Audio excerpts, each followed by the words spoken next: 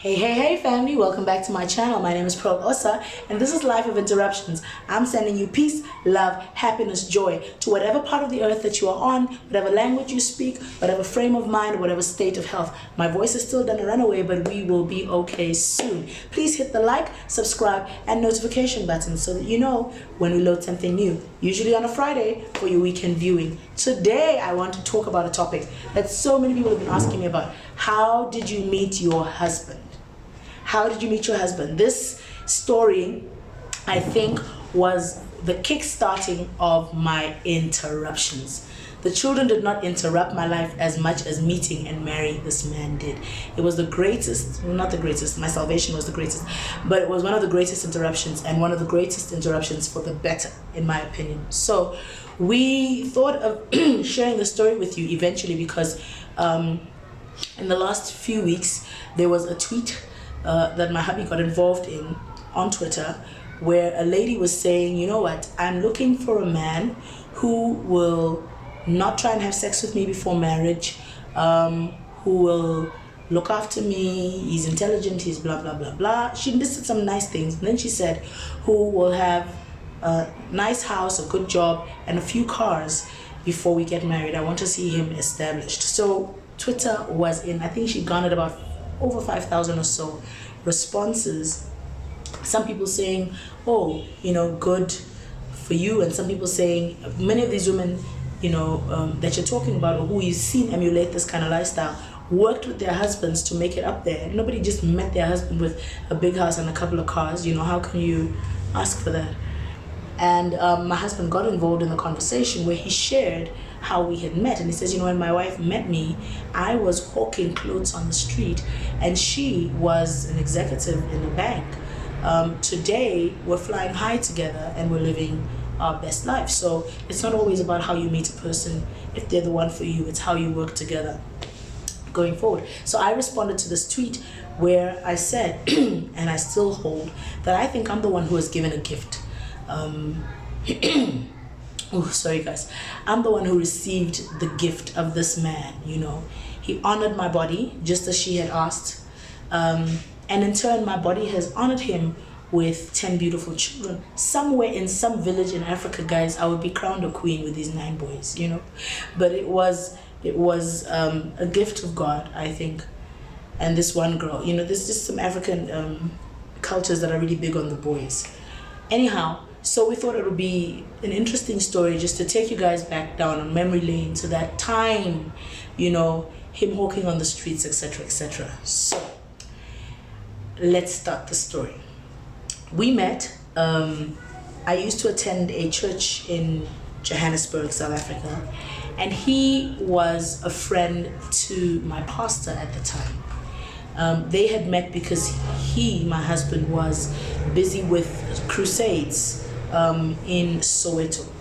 He was doing crusades, he was preaching to the sick, and you know, at that time quite a few people got healed during those crusades. And he had written something called the Epistle to the Sowetan Church as an intro as to this work that he was doing in Soweto. And so my pastor had come across this writing and had enjoyed it and had sought to enter into a friendship with the person who had written it. So my hubby would come every now and again and would speak to us at church. I remember we would have these night vigil prayers, and people have come from work, it's a Friday night, people are tired, and there was preacher after preacher after preacher, and people would just be like, you know what, when Pastor John comes and speaks, come and wake me up, you know. So that was the buzz around when he would speak. And I shared in one of my other videos that he spoke the one night, and I went to him and I was just like, I said to him, you are the TD Jakes of our generation. Those are my exact words. And he looked past me, he looked past the compliment, and he just says, you know, the tragedy is that so many of our girls, you know, are not opportuned to get it right in the place of marriage. And that's an area in which they cry themselves to sleep at night, because they've not found the one who was given the key to unlock their destiny. I pray for you that you get it right in that area, that you find the one. He didn't even know he was speaking about himself, so to speak. Or maybe did he? No, I don't believe he did because of the way it happened much later. Anyhow, I was just not impressed. I wasn't impressed because, my thinking was, why does a woman have to be defined by if she marries, who she marries, when there's so much more to us? I'm not interested in that story. And besides, that's not what I came to tell you. I came to tell you that you preach nicely. If you don't want to hear it, then whatever. So I huffed and puffed and left his presence. Anyhow, it turns out sometime later, we had another one of those night prayer thingamajiggies, and I was assigned to the pastor's room to look after the refreshments and make sure everything was fine. And something at the back of my mind just told me, oh, actually no, it was a New Year's Eve, I'm having a conversation with my daddy. I'm like, hey, you brought a girl from a mighty long way, hey? Just a few years ago, I was in the clubs. My skirt was like literally up to here. The cleavage was all hanging there. The heels were that high. I was dancing and shouting, oh, one more song. That's my jam. I don't want to go. And this year, I'm not in a club counting down at midnight. I'm going to be in your house, serving you, praying to you. So I don't know where this prayer came from, guys, because I had always grown up, since I didn't have a father, I had always grown up saying, I'm not going to get married. I was not interested in marriage. So now my mouth opens and says, I'm done with all these playboys. If you're going to bring a man my way, make sure he's my husband. That wasn't me praying, I promise you. But anyway, those utterances came out of my mouth. So we go to church, it's New Year's, and this is a person invited to preach, and he's preaching, and then he says, and then I look at him, I hear a voice say to me, that's your husband. And on that day, this man did not look very attractive. He wasn't put together. I used to tease him before we got married that he looked like he was wearing a bag of salt, because he was a bag of salt, because he had these baggy trousers, and he was fasting all the time, constantly looking hungry, and he would tie this he would tie this trousers with a belt, and they would do that thing at the top like that, like a bag of salt. So I look at this dude, and I'm looking at him. He might be sounding pretty because what he's saying is, but I just look at him, and you must know the kind of guys I've dated with the flashy cars, the three-piece suits, and I hear this voice say to me, there's your husband. Ew. I was upset that day. I remember, what car was I still driving? It was a sports car, I don't know what it was. But I drove at the highest speed, like in anger. Like, I don't know if I just wanted to end it or what. I don't know what was good. No, I wasn't. I'm joking. But I was angry. And back then when I was angry, I would always put my foot heavy on the accelerator. But on the same day, he came to me and he said, I was writing my first book at the time, and he had helped with some of the research. So he was like, oh, so how's the book going, blah, blah, blah, blah, blah. Give me your number so I can, because right now I would gather the research, and then when I see you, this is when I give you some input. So give me your number. And then he said to me, I'll be in touch more often. Now, because I knew what I had heard, and I was not happy with what I'd heard, I wasn't excuse me, I wasn't excited about hearing that. It sounded more like a threat than a promise. So I got in the car, drove home really upset. And so when we were at this vigil, and I'm having to cater for these pastors, I'm in the pastor's room. He had been in a fast as usual. He'd been in a 40-day fast, and for 5 days of the 40, he'd received the instruction not to break at all. So he usually break in the evening. This time it was 5 days, no water, no food, nothing, dry. And he came and he preached, and he does everything quite forcefully. Preached like a powerhouse, and he was faint. He felt like he was going to die. But he always says that he knew his work wasn't finished, so if he died, he would be sent back. Anyhow, so he was taken to the pastor's rooms, and he just lay out. And I'm sitting there, and with my mom, trying to listen to the next preacher, and I'm hearing this voice again saying, go. I felt like Ruth being sent by Naomi, to be honest with you. Go to the pastor's rooms and cater to this speaker who is not feeling too good. And I was just like, no. Everything is on the table. The water's there, the fruits is there. He can sort himself out. I'm not going anywhere. Now remember, if you remember in my previous video, I spoke about being a Samaritan woman. In fact, the book he was helping me to write was titled it was called But God, From Samaritan Woman to Spiritual Virgin. And I had started the book because at this time I had made this decision for abstinence from the Samaritan woman that I used to be. So with that consciousness in mind, someone's saying something about me, people are talking about me, they're accusing me of something, and I don't want to fuel the accusations. So I was like, I'm not going to go into any room and be alone with a man. Never. It's not going to happen. And I'm here trying to listen to literally my mouth is open, I'm having this conversation, I am not going. So eventually I'm just like, fine. I get up, I go, and I see this person, there's the air conditioning on, they're shivering because they have no water, no food, they're cold. So I go and borrow someone's shawl, come, cover them, and then I leave. I'm like, I'm done, I've done my bit. I hear another voice, go. I'm like, oh man. But I've already, half puff. I get there, now this time he's seated. He's gotten up and seated at the table. And then I say, are you okay? Can I give you any fruit? Can I give you any water? Is everything all right? And then he looks at me funny, and he'll explain the story later as to why he looked at me that way. I think he was now hearing the voice himself or whatever. And I knew the moment that he caught that revelation. And I was so angry because all of this time I knew alone. And because I knew alone, I could run away from it. But the minute he knew, we're going to have a problem. So he now knows. And then he says to me at the end of the day, we're just talking, I sat like by the door so that anybody who walks in can see.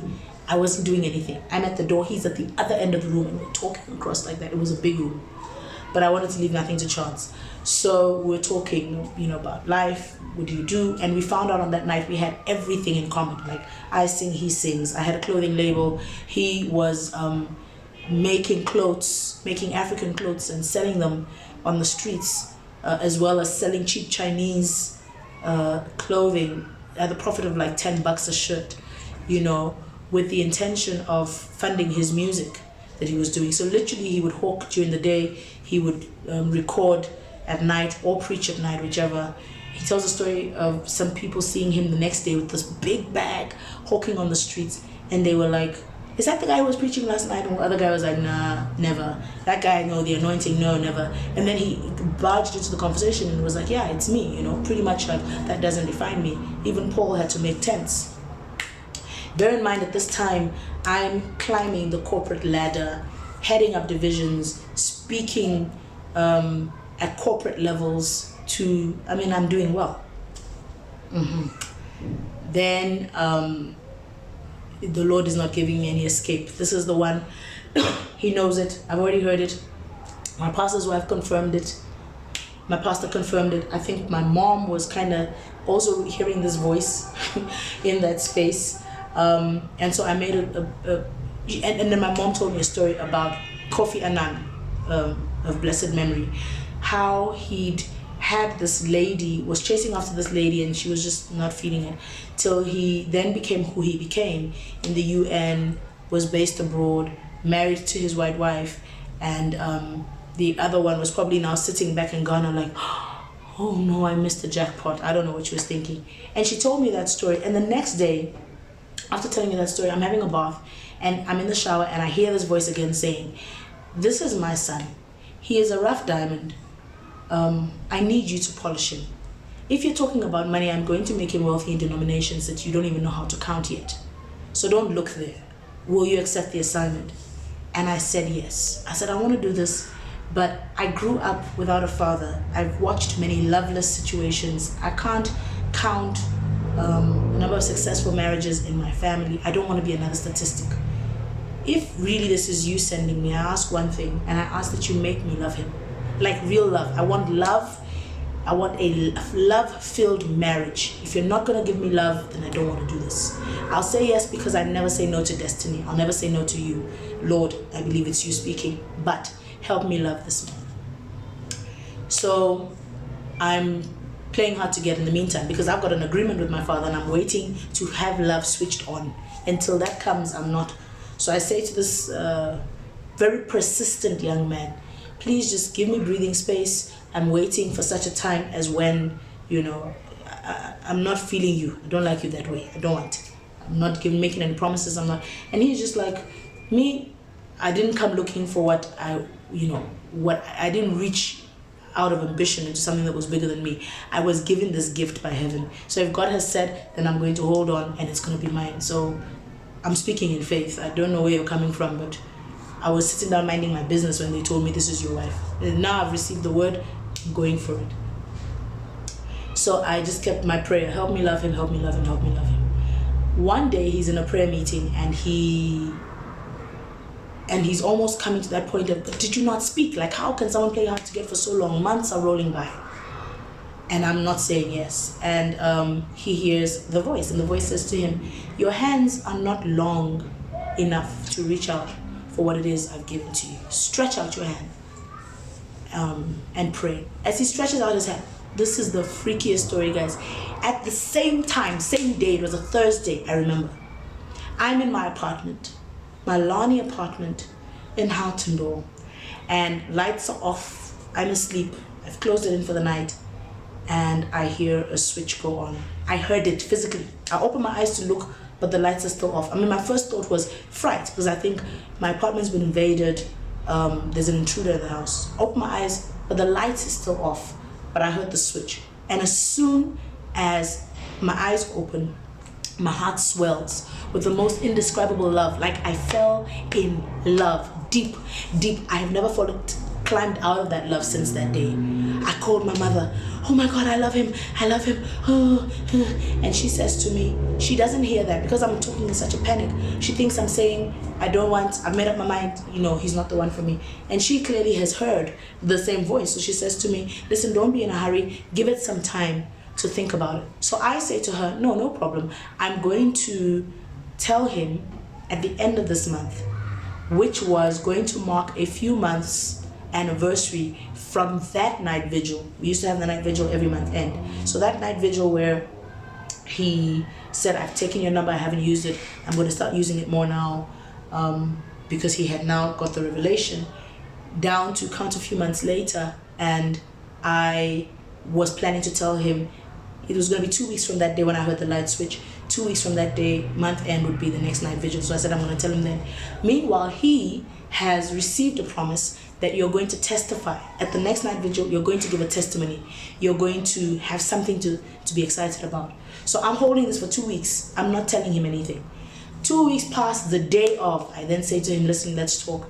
I invite him over to my apartment and I say, I need to talk to you. You asked me a question some time back, and I'm ready to say yes. Yes, I'll follow you. Wherever you go, I'll be your wife.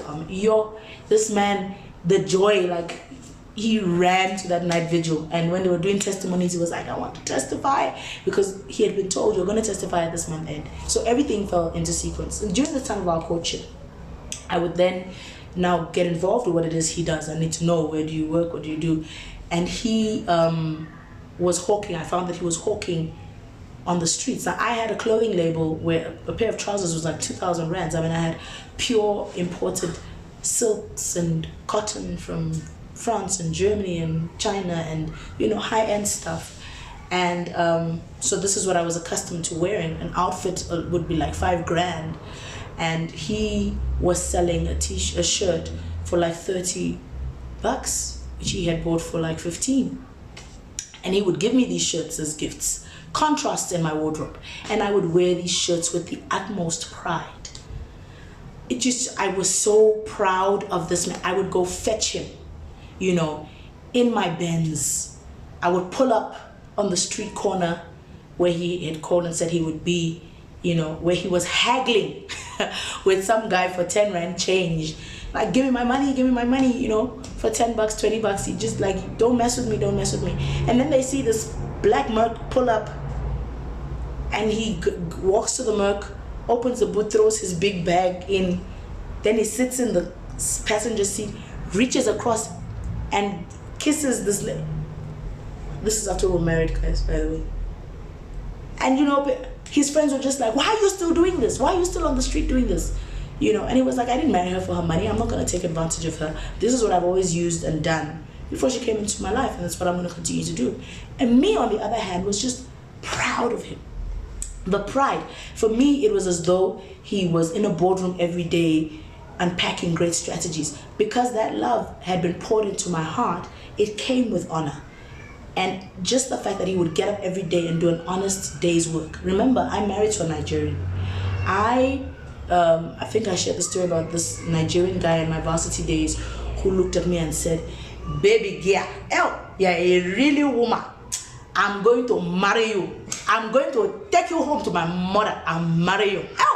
Baby girl." And I looked at this dude. I mean, whoa, I don't want to call what God has made ugly, because I won't go there. But I always used to say to him, "Ish, let's just call him Chris." Chris, but no, you're too old. Hey, baby girl, I'm not old though. Hey, he's suffer. You see this face? He's suffer that has. I'm not old.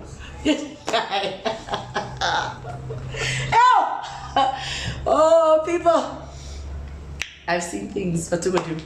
So he was a drug dealer or a 419 or something. I mean, he just made. I would call him on Friday night, tell my girlfriends, let's go clubbing on Chris's pocket, and gave him nothing in return. We would arrive at the club. Chris would pay our way through, put a tap on the bar, anything they want to drink. I've never drank alcohol, never have, never will. I'm allergic to it.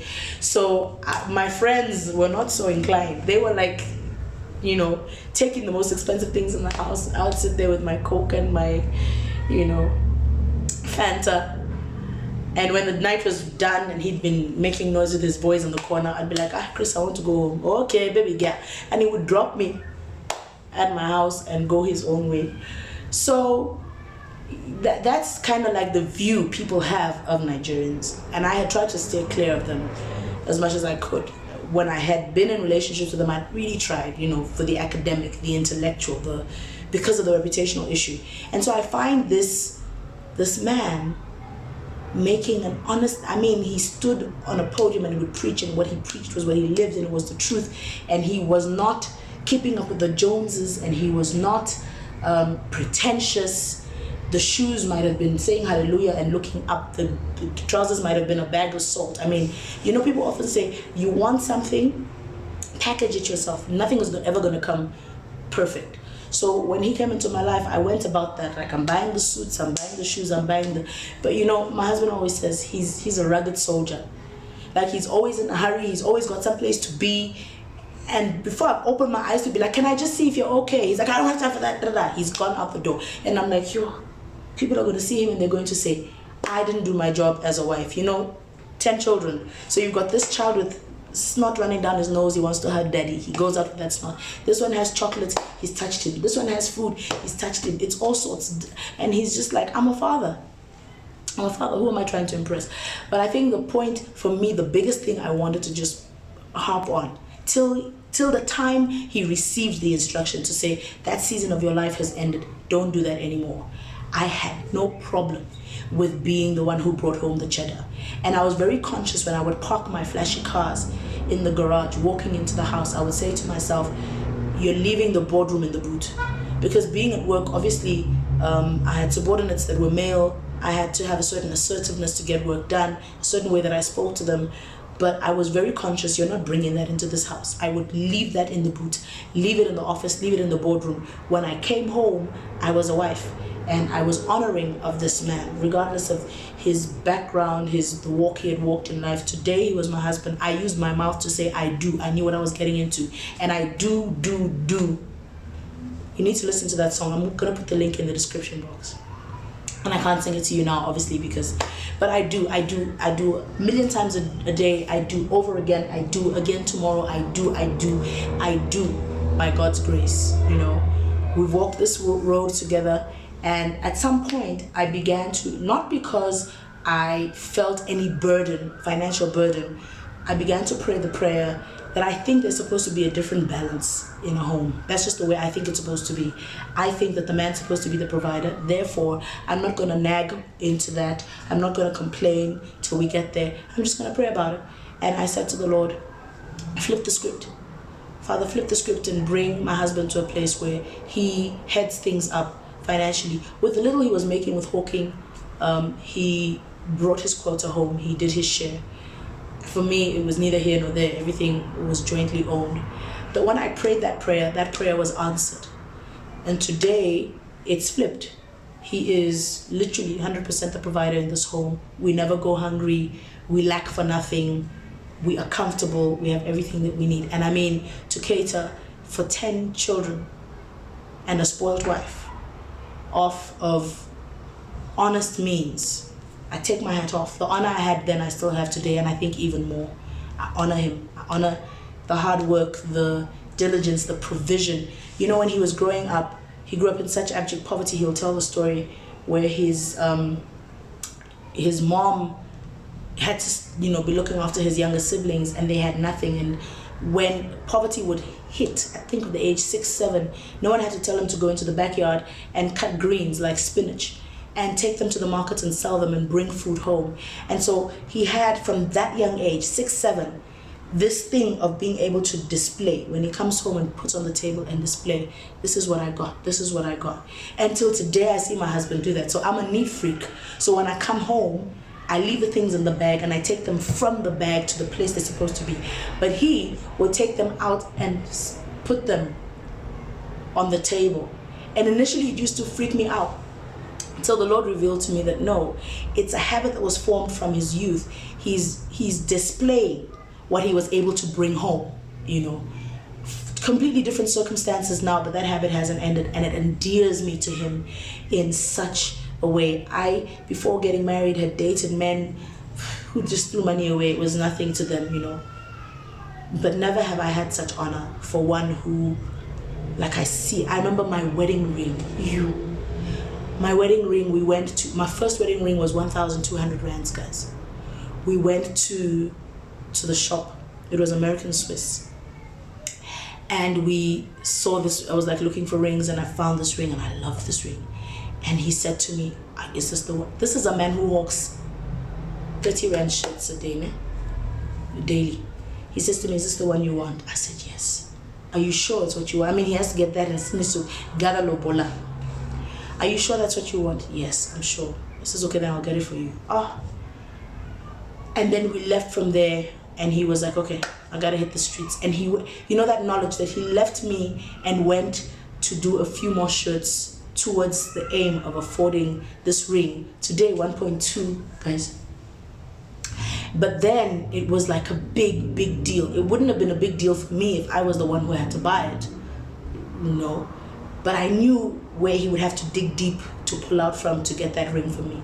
Till tomorrow, no matter the cost of the ring I wear today, that one got damaged in repairs. But I love that ring. We still talk about the fact that we want to get a replica made. The cheapest ring I've ever worn, but the symbolism and what it meant for me. So to all of you out there looking for blessers, I want to advise you, there is beauty in walking the road with the one you love. There's beauty in being patient. There's beauty in understanding that your marriage story is not one of keeping up with the Joneses. We at our wedding had some of my exes who had now become like good family friends, who probably, my husband keeps thinking they must have looked at you that day and thought, what? You left me for this? Because I mean, they rolled up in their cars and their suits, and they were, you know. And my husband, later on, he took me to where he got the taxi from. The maxi taxi, guys, that dropped him at the wedding. Oh, you know that kind of taxi that you're hoping you make it? You hear every part shake. Skirikirika, skirikirika. You can see the road because the floor of the taxi is worn out. One day, years after we'd been married, we were walking past in Brampfontein. He says, that's the taxi that brought me to the wedding. I thought because I didn't arrive, obviously, as the bride, I didn't arrive first. He arrived before me. And he met with all these guys and all these friends. And I thought to myself, they saw you pull up in this. They must have thought to themselves, Shem, after me, you couldn't do better. Mommy, so yeah. And I think people just knowing or thinking they knew who I've always been misunderstood. People thinking they knew who I was, seeing the life I'd lived and the kind of luxury that I liked, They probably just thought to themselves, this is not gonna last. This, yeah, forget it. Forget about it. Even my hair is laughing with me. Today, guys, we've got 10 children. We are on world stages. We are writing books. We are touching lives. We are ministering to people. We do beautiful music. It had to be this. It had to be this. It had to be this. And I thank God. You know, when I was growing up, my mom said to me, I don't want any man around here thinking he can say that he bought me this, he bought me that. I think that created in me that thing where I didn't need a man to be able to say, I got this for you, I got that for you. It was neither here nor there for me. And so anything I did get, I was grateful, whether it was big or it was small. I had that gratitude taught me from a very young age, but it helped me in this marriage. And he kind of, because he's such a giver, he keeps, I'm not much of an asker. I think I started asking now recently, just because I realized his personality likes me to ask. So I come out of that shell and I'm like, can I have this? But even then, like it's something, I'll tell the story another day of me coming to a place where I just wouldn't ask for anything, and even God had to rebuke me. But I now ask for things, but without being asked, he will just, spoil me literally with stuff. And this was a guy who used to haggle for 10 Rand and 20 Rand change, and I prayed him to a whole new level. And I'm reaping the benefits of that. And the sky is the limit. We've not even begun yet. We've not even reached the pinnacle of where we're going. And the promise that God made to me, I will make him moneyed in denominations you have not even learned to count yet, So I guess the moral of the story, I always try and end with a moral, right? This has been a funny story, but I always try and end with a moral. The moral of the story is that you just chase purpose, chase destiny. Make sure that you're with the one that heaven ordained for you. Don't try and keep up with the Joneses. Don't put conditions beforehand. If you can't afford this, you can't give me this, you can't do that. There was a story of Ronald Reagan and his wife. Might not have been true, but it was an interesting story. So they pull up long after he was a president, pull up at a petrol station, and they're filling up gas, they would call it in America, and they meet one of her old lovers, and this guy is now like a nobody, and he says, so they talk, and then Ronald Reagan says to Nancy, I think her name was, who was that? Oh, I used to date him back in the day. And he says to her, you must really be happy that you ended up with me, and you ended up being a first lady. And she says, no, whoever I was with would have been a first lady. I would have been a president. I had the makings in me to be a first lady. So I would make of you, someone just screamed, I would have made that of anyone I was with.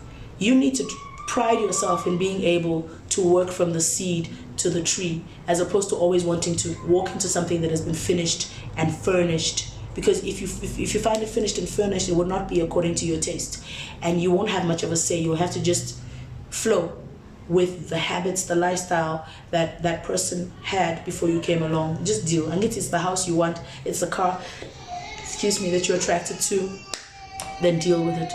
I want to encourage more and more relationships where you build from the ground up. Though they don't always end up positive, I know, but I thank God. But this was a different story. And if it is, as I said, heaven who designed the marriage for you, he will take it to its logical conclusion, which is no conclusion till death do you part. So it's been fun having the story time with you. Love you much, love you plenty. Please tune in next week. God bless you.